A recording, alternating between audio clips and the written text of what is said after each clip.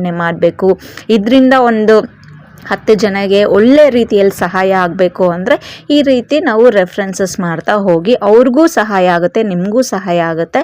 So ಒಳ್ಳೆ ರೀತಿಯಲ್ಲಿ ಎಲ್ರಿಗೂ ಹೆಲ್ಪ್ಫುಲ್ ಆಗುತ್ತೆ. ಕೆಲವರು ದೊಡ್ಡ ದೊಡ್ಡ ಕಂಪನಿಯಲ್ಲಿ ಕೆಲಸ ಮಾಡ್ತಾ ಇರ್ತೀರಾ. ಸೊ ಅಂಥವರು ನಿಮ್ಮ ಕಂಪನಿಯಲ್ಲಿ ಎಲ್ರಿಗೂ ಅಪ್ರೋಚ್ ಮಾಡಿ ಓಕೆ ಆಯಿತು ಅಂದರೆ ನಾವೇ ಡೈರೆಕ್ಟಾಗಿ ಬಂದು ಕಂಪನಿಯಲ್ಲಿ ಕುಂತು ಆನ್ ಸ್ಪಾಟಲ್ಲಿ ರಿಜಿಸ್ಟ್ರೇಷನ್ಸ್ ಮಾಡಿಸಿ ನಿಮಗೆ ತೋರಿಸ್ತೀರಿ ಯಾವ ರೀತಿ ಅಮೌಂಟ್ ಅರ್ನಿಂಗ್ ಬರ್ತಾ ಇದೆ ಅಂತೇಳಿ.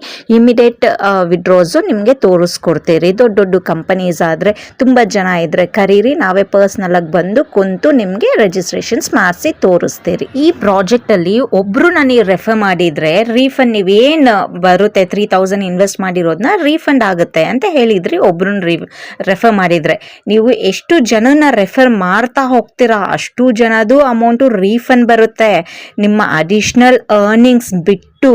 ಸೊ ಏನ 13